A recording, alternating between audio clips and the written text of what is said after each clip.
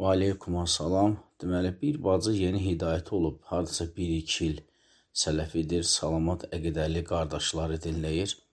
Bacıya bir qardaş elçi düşüb, qamət qardaşgili dinləyir, o həmən oğlan. Bacı ona, mən ən çox ağali qardaşgili dinlədiyini deyib. Oğlan deyib ki, bir problem yoxdur. Bacı biraz narahatdır, dininə görə çox da başa çıxmır, deyə bilmir nə etsin. Elçi çıxan qardaş, barakallahu fih, imanlı, əxlaqlı qardaşdır. Sizdən məsləhət istəyirdi. Ümumiyyətlə, əslində götürsək, əlhəmdülillah olsun ki, yəni qamət qardaşgillə, yəni bizim cəmaatın arasında əlhəmdülillah heç bir ziddiyyət yoxdur. Yəni etiqad, mənhəz məsələsində demək olar ki, eyni. Demək olar ki, yox, elə eyni mənhəzdəyik, eyni etiqaddayıq. İstər hakimiyyət barəsində, istər dövlət başçısı barəsində, istər təkfir barəsində, istər xavaricilərə təkfirçilər mübarizə baxımından eyni etiqadlı, eyni mənhəci insanlarıq. Həm o tərəfin tələbələr, həm bizim tələbələr. Sadəcə müəyyən məsələlər var ki, müəyyən fərdlər haqqında, yəni qamət qardaşın çıxışı var ki, yəni biz o cür çıxışın yəni əleyhinəyik ki, yəni insan müəyyən xatalar varsa çağırılmalıdır, danışmalıdır, nəsihət olmalıdır və s.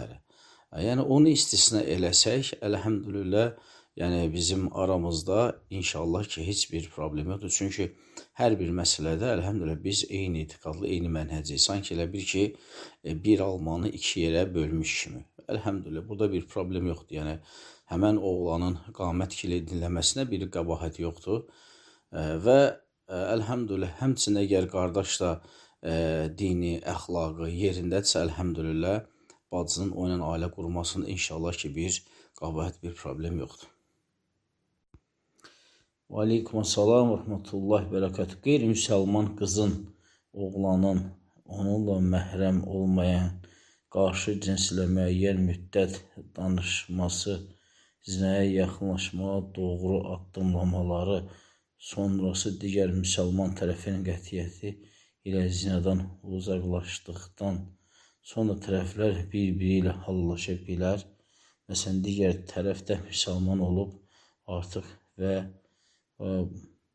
bu kəslərə necə nəsihət etməliyik?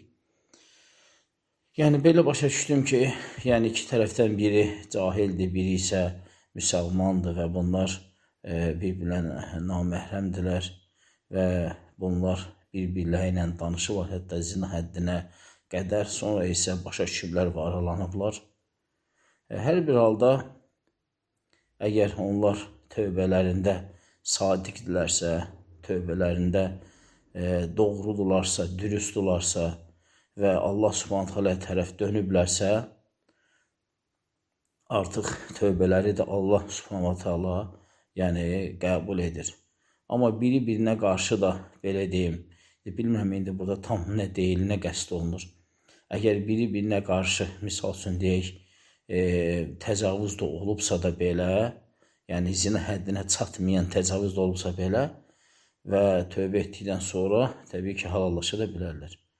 Nəsihət də odur ki, yəni hər bir kəsə Allah Subhanahu taala Quran-ı Kərimdə buyurur ki, "Və la taqrabu zina", deyir zinaya yaxınlaşmayın, demir zina etməyin. Allah taala deyir ki, zinaya yaxınlaşmayın. Yəni hər hansı xırda addım belə orada əgər haramçılıq varsa və təbii ki, Allah qorusun sonu aparıb zinaya çıxarır.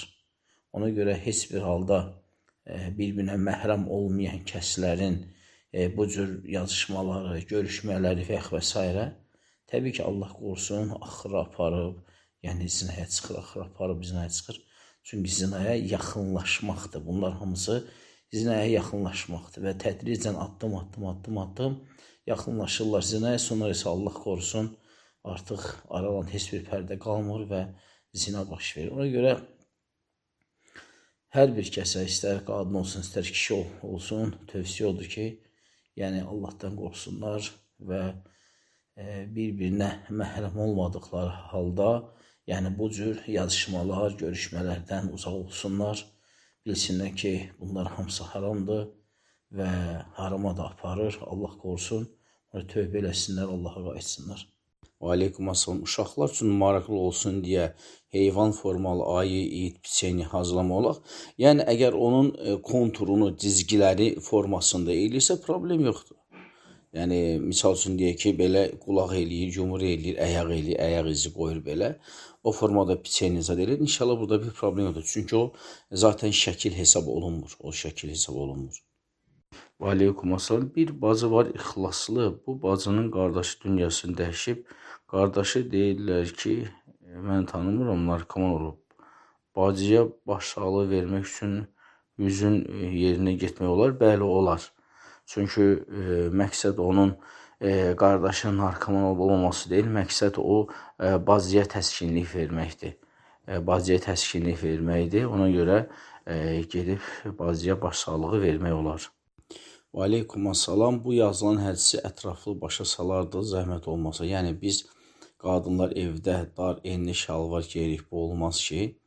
Yəni qadın öz həyat yoldaşının yanında, öz həyat yoldaşında, yəni bu kimi libaslar geyinmək olar. Amma bu geyimlər o özünü hansısa bir kişiyə filana oxşatmaq formasında olmalıdır. Yəni qadın, yəni özünü öz həyat yoldaşına sevdirmək üçün, oxşatmaq üçün bəli geyinə bilər. Yəni bu qadınlar isə, yəni qadın həmin o libas, kişi libas formalarını geyinib çöldə, bayırda gəzməsidir. Aydın, amma qadın öz həyat yoldaşının yanında bəli geyinə bilər inşallah. Və aleykum assalam. Deməli, gözəllik salonunda resepsiyon işləmək olar. Əgər o gözəllik qadın salonu, misal üçün deyək ki, sırf yəni hicablı qadınlar üçün nəzərdə tutulur, hansı ki, onların gözəllikləri yəni zahirdə deyil, yəni bəzənib, düzənib çölə bayıra çıxmırlar, öz həyat yoldaşları üçündür. İnşallah ki, bu yerlərdə işləməkdə bir problem yoxdur. Amma bir də var ki, əgər yəni açıq-saçıq qadınların, hansı ki, onların bəzənməkləri, düzənməkləri çölü bayır üçündür. Yəni inşallah ki, insan orada işləməsə daha yaxşı olar. İşləməsə daha yaxşı olar Allahın izni ilə. Və aleykum assalam və rahmetullah bərəkatuhu. Bir iş şirniyyət, tort və s. pişirməklə alqı-satqı ilə məşğul olursa, biri ad günü, yeni il, Novruz üçün dinə düzgün olmayan toy məclisləri üçün tort sifariş verirsə, pişirib satmaq olarmı, günahdırmı? Ümumiyyətlə, əgər mənim işim mübah işdirsə, misal üçün deyək ki, mən əqqabı satıram. Əqqabı şəriətdən haram deyil, icazəlidir, mübahdır. Və biri gəlir, əqqab alır. Yəni, o mənim üçün maraqlı deyil ki, o əqqabını, nə bilim, içki içməkdən ötürü gedir, yoxsa toy üçün alır, yoxsa məktəbə getmək üçün alır, yoxsa instituta getmək üçün alır. Əsas odur ki, mənim işim halal işdir. Eləcə də, elhamdülillah, əgər sizin işinizdə tort, şirniyyat pişirmək, elhamdülillah, şəriətdən bir ziddiyyəti yoxdur. Əgər biri gəlir sizə işinizlə bağlı, mən tort istəyirəm, mənə maraqlı deyil, o ad günü üçün alır, Novruz üçün alır. Yəni, mənim işim halal işdir. Əlhəmdülillah, mən də pişirirəm. Yəni, burada heç bir problem yoxdur Allahın izni ilə. Yəni, onların nə niyyətdən sizə elətdirməklərində sizə bir günah yazılmır. Çünki sizin işiniz zaten icazəli işdir, mübah işdir, halal işdir. Ona görə onlar nə niyyətdən alırsa, günahların onlar özləri daşıyır. Və aleykum assalam və rahmetullahi bərəkatuhu. Deməli, bir qadın hansı bir müğənniyə qulaq assa, baxsa, gözünün üstə qaşın var deyən yoxdur. Nə ər deyir, nə əri deyər, nə qeyris. Hansısa bir elm əhlinin paylaşsan, sən onlara nədir paylaşırsan, sənə yaraşmaz yoldaşın, oğlun, filan kəs, bəhmən kəs görür olursan, qınaq, obyekti deyirsən, faydalı danışır deyirlər, sənə yaraşmaz, çox xahiş, belə tipli insanlara nəsiyyət verədiniz, bu xeyirdən çəkinmək istəyənə də nəsiyyət edin. Əslində, əlhəmdülillah, sizin həmən o elm tələbələrinin dərslərini yaymağınız sizə vacibdir və buna görə sizə əcr var, savab var. Çünki siz dinin yayılmasında birbaşa yardımçılıq edirsiniz. Çünki Allah Rasulü söylüyor ki, bəlliğu ənə vələv ayə, məndən bir ayət olsa belə çatdırın. Ona görə kim nə deyirsə, heç nə fikir verməyin, bu vacibdir. Çünki ola bilər ki, sizin o paylaşdıqlarınızda hansısa bir cahil görər, qulaq asar, dinləyər, imana, dinə gələr. Amma kimsə bunun əleyhinə sizə qarşı çıxırsa, ona nəsihət edin ki, yəni bu Allahın dinidir və Allahın dininin yayılmasında hər bir kəs gücü çatan qədər yardım etməlidir. Ona görə onlara fikir verməyin qətiyyən. Çünki siz vacib bir əməlin arxasındasınız. Çünki siz o dərslərin paylaşmaqla siz özünüz də dinə bir yardım etmiş olursunuz, bir qatqınız olur və bu da sizin Allah dərgahında böyük savablar əldə etməyinizə səbəb ola bilər Allahın izni ilə və kənar kim nə deyirsə onlara fikir verməyin. Əgər bacı, indi başa düşdüm, əgər bacı evli niyyət ilə istisxarə qılırsa və görür və ürəyinə yatmırsa, deməli bu deməkdir ki, yəni bunun ürəyi yatmadı, qutardı getdi. O nə zaman əlavə soruşu eləyir? Yəni ürəyinə yatandan sonra onu tanıyanlardan soruşur kimdir, nəçidir, ailəsi və s. Amma baxdın və ürəyimə yatmadısa, əlhəmdülillah, deməli ürəyinə yatmayıb, arxasınca getməsini artıq tərk eləsin. Çünki artıq o ilk baxışdan ki, onun qəlbinə yatmayıbsa, sonra isə özünü, onu xoşlanmağa, öz nəfsini, qəlbini zorlamasın. Artıq əlhəmdülillah, deməli ürəyinə yatmadı, qutardı getdi. Aleykümselam rahmetullahi bərəkət. Bir bacı əri və uşaqları ilə başqa ölkədə kirayə evdə yaşayırlar. Kirayə pulunu kişi verir. Münasibətləri yaxşı deyil. Boşanma dərəcəsinə çatıblar. Kişi deyir ki, boşansam səni uşaqları burada qoyub özün çıx get ölkəvə. Əks halda gəlib səni döyüb atacam çölə. Hər ikisi müsəlmandır. Kişinin din haqqında məlumatı çoxdur. Bacı uşaqlarını qoyub getmək istəmir və uşaqlar da anasını seçirlər. Ana ilə qalmaq istəyirlər. 3 uşaqdır. Qız 18, qız 17, oğlan 15. Qadın çarəsini bilmir, nə etsin, istəyir. Boşanan sonra elə bu evdə uşaqlar ilə qalsın, qala bilərmi? Boşanandan sonra kirayə pulu ödəmək kimə aid olur? Və bir də bu yaş uşaqlar üçün ata aylıq aliment pul verilməli, mümkünsə suala tez cavab verin. Yəni, üzürlü bilin, suala həddindən artıq gec cavab verdik. Yəni, belə olanda, vacib suallar olanda xahiş edirəm ki, yəni, əlavə təkrar da yazın. Çünki çox vaxtı biz suallara belə davamlı baxa bilmirik, işlə, güclə bağlı olaraq. Suallar yığılır müəyyən bir vaxtdan sonra biz toplum şəkildə cavab veririk. Amma belə vacib suallar olanda xahiş edirəm ki, yəni əlavə bir işarə, yəni məlumat bildirin ki, yəni biz onun vacibliyin, yəni tezliyi nəzərə alaq. Əvvəla, əgər qadın ərindən boşanırsa, o uşaqlarına da və o qadına da kirayəsi ilə və dolanışı ilə təmin edən onun əri olmalıdır. Əgər qadın ərə getsə, istisna. Qadın ərə getsə, o uşaqların da təhvil verməlidir və artıq kişi ona heç bir məsrəf eləmir. Amma qadın ərə getmirsə, uşaqları ilə yaşamaq üstünlüyü verirsə, o zaman onun həyat yoldaşı həm uşaqların, həm də qadının dolanışıq məsrəfini ödəyir və o da öz uşaqları ilə bir yerdə qalır Allahın izni ilə. Aliment, düzünü bizdə o müasir sözdür, demokratik dövlətlərdə onu aliment deyirlər. Amma şəriətdə aliment deyilən belə bir şey yoxdur. Şəriətdə uşaqların təminatı üçün olan məsraf var. Yəni, o dövlətin təyin elədiyi alimentdən aşağı da ola bilər, çox da ola bilər. Əsas odur ki, uşaqların nəyə ehtiyacı varsa, ata gücü çatan qədər o ehtiyacı təmin eləməlidir. Yenə deyirəm, o alimentdən aşağı da ola bilər və yuxarı da ola bilər. Allah müvəffəq eləsin, Allah səbir versin. Və aleykumselam və rahmetullahi bərəkatuhu. Bir evdən 2 uşaq müəllim yanına hazırlaşır. Bir uşaq onlayn dərsə qoşulub ödənişli uşaqların ikisinin dərs eyni olduğu üçün 2 uşaqla dərsdən faydalanan, lakin qrupa bir uşaq qatılıb və ödənişdə bir uşaq üçün olunur. Belə olan halda həmin ödənişsiz dərslərə baxan uşaq müəllimin haqqına girirmi? Bəli, girir. Əgər müəllim əziyyət çəkirsə və o neçə pul ödəyibsə, o qədər də uşaq o dərsdən faydalanmalıdır. Əks halda isə siz icazə ala bilərsiniz. Deyə bilərsiniz ki, mənim 2 uşaq var, birinin pulunu ödəyim, biri də ona qoşulsun. Müəllim icazə versə olar, icazə verməsə isə olmaz. Çünki o da əziyyət çəkir. Corabda smalik var, yəni gözləri, nöqtələri, ağız xətti, kontur. Yəni belə corabla namaz qılmaq olar. Əgər orada ağız, burun varsa, onları silin, təmizləyin və sonra isə təmiz halda qılarsınız inşallah. Çünki onu yəni disə silinmir, eləmir. Problem yoxdur. Corabın nə rəngdədirsə, həmən o qaşı, gözü, ağzı həmən o sapla tikin, yəni itsin. Sonra da namaz qılarsın inşallah.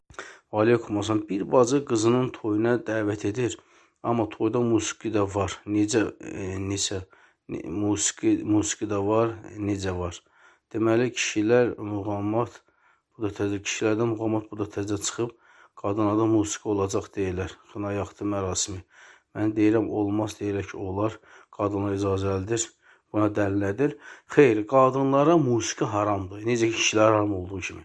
Qadınlara nə icazəlidir? Qadınlara icazəlidir ki, yalnız sırf öz qadın məclislərində, yəni simsiz dəf var. Yəni muğam oxuyanların qavalı var. Simi yoxdur orada. Simlə olsa da haramdır. Yəni simsiz qavala çalıb, vurub oxuyub və ya da belə deyək də, evdə adi stol yoxdur. Stola tapaturub eləyib, oxuyub oynayır. O qadınlara icazəlidir. Amma orada musiqi varsa, istənilən alət, sitar, gitara, sim, saz, sinsə fərq yoxdur. Musiqi varsa hər hansısa bir alətlə, yəni o artıq haramdır. Necə Quran və sünnədə də bu barədə var. Ona görə bəziləri qarışdırılır. Həm də xınayaxtı mərasiminə gəlincə isə, xınayaxtda əgər mücərrəd xına qoymaqsa birdən inşallah bir problem yoxdur. Amma müəyyən xınayaxtı mərasimlər ki, orada müəyyən batil etiqad əməlləri edirlər. Düz hər də bir şey danışar, bir nəm qapsındırlar falan ellər, bəsməkənlər. Bunlar bu mövhumatdır. Yəni burada artıq belə şirk etiqadlar var. Yəni belə olsa belə olur, belə olsa belə olur.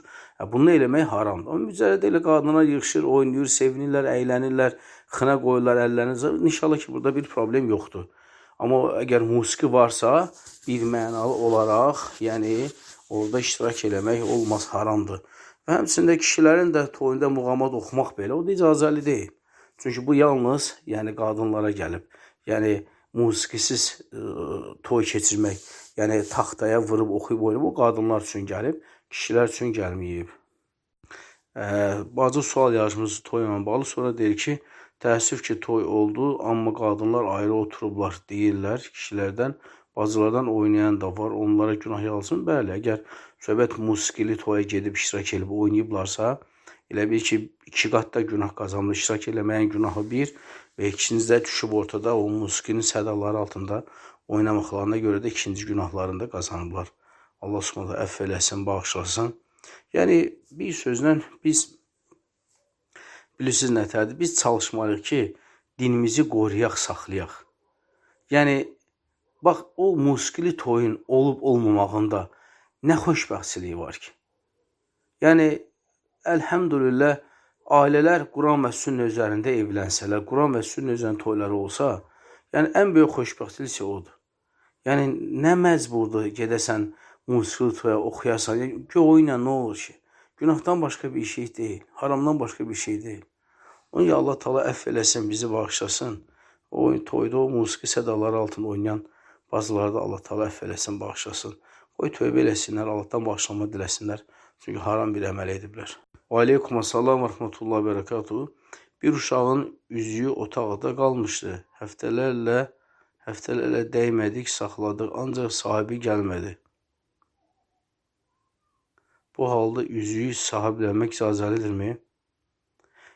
Əslində, belə deyim də, o harada qalıbsa, hansı otaqda qalıbsa, orada elan eləmək lazımdır ki, misal üçün ki, filan otaqda bir zinət əşyası qalıb. Adını demək lazım deyil, sırğadır, üzükdir, sepdir.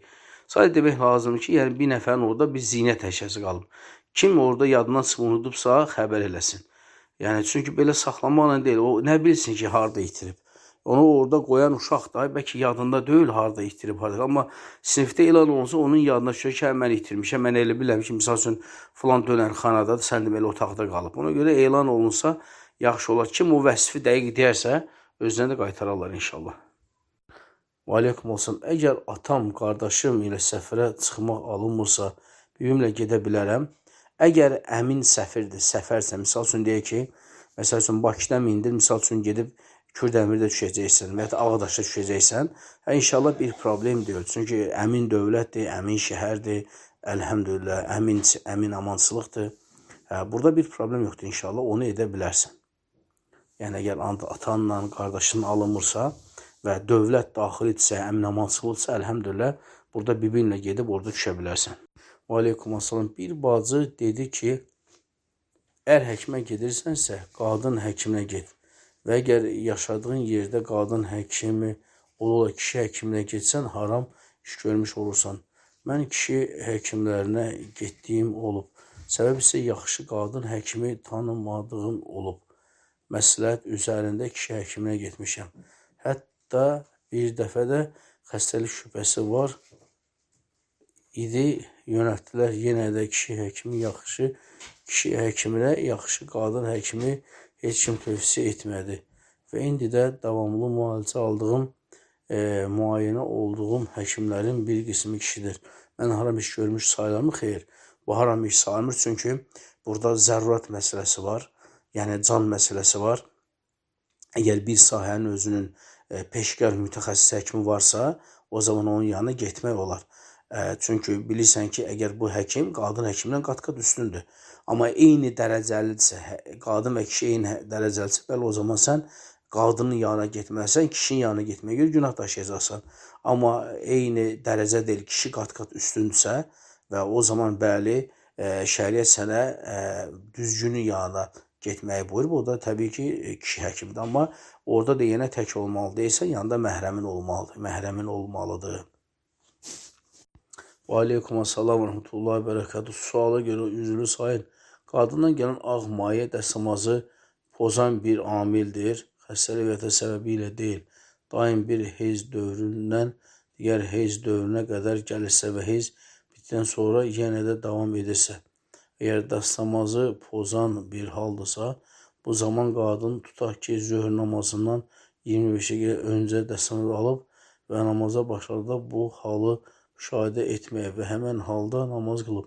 Lakin axırıncı sünnətdə bu hal baş veribsə, qadın gedib dəstəmaz alıb qılmalıdır son sünnəti. İlim qədər ilə hökmü nəcis deyil, lakin dəstəmazı pozur. Bəli, o ağ maye dəstəmazı pozur və o, əgər insanın xəstəlik səbəbi ilə gəlirsə, qadından, əgər bu xəstəlik səbəbi ilə gəlirsə, o zaman həmən qadın nə edir? Həmən qadın yalnız namazın vaxtı girəndə, məsələn, namaz qılmaq istəyir, o zaman gedir, yuyunur, təmizlənir, dəstəmaz alır, namazını qılır və namaz əsnasında ondan çıxsa bir problem yoxdur onun üçün. Aydındır. Yox, əgər deməli, xəstəlik səbəbi ilə gəlmir, sadəcə heyzdən sonra müəyyən bir müddət gəlir, dayanır və yaxud da dəstəmaz alandan sonra 40-45-dən sonra gələ bilirsə, o zaman o ehtiyatla nə etsin? Namazın əvvəl dəstəmaz almasın. Çünki 25 dəqiqə əvvəl alır, sonra namaz qılanda artıq 40-45 dəqiqə bitir. O müddət ərzində o yenidən gələ bilər. Ona görə həmən adam nə edir? Ehtiyat üçün namazın vaxtı girəndə dəstəmaz alır. Namazın vaxtı girəndə dəstəmaz alır ki, yəni namaz əsasən 15-20 dəqiqə ərzində ondan o maye falan gəlməz. Çünki hər bir insan öz halını daha yaxşı bilir. Və aleykumussalam. Bir bacı yuxuda ona qurban payı verildiyini görüb. Bu nə deməkdir? Nəyin əlamətidir? İnşallah, yəni əlaməti odur ki, yəqin ki, ona bir hədiyyə olar. Yəni, ya övladı yoxdursa, Allah Taala ona övlad verər, ya Allahın izni ilə oğul istəyirsə, Allah oğul verər, ya qız istəyirsə, Allah Taala qız verər. Hər bir halda inşallah ki, yəni xoş yuxudur, gözəl yuxudur və Allahdan da istəyir ki, xoş da başına gəlsin. Yəni, xeyir gəlsin başına. Yəni, o qurban payı ilə daha da xeyirləri Allah Taala onu əta eləsin. Və aleykumussalam və rəhmətullah. Dəstəmazsız olduğumuz halda telefondan Quran oxuya bilərik. Bəli, oxumaq olar. Nəinki dəstəmazsız halda, hətta cünub halında, hətta qadınlar aylıq xəstəliyində, nifas halında qadınlar dəstəmazsız, qüsulsüz, elektron planşetdən mi deyim, telefondan mı deyim, Qurandan oxuya bilər. Yalnız ələ götürüb toxumaq olmaz. Amma elektron variantdan bəli oxumaq olar.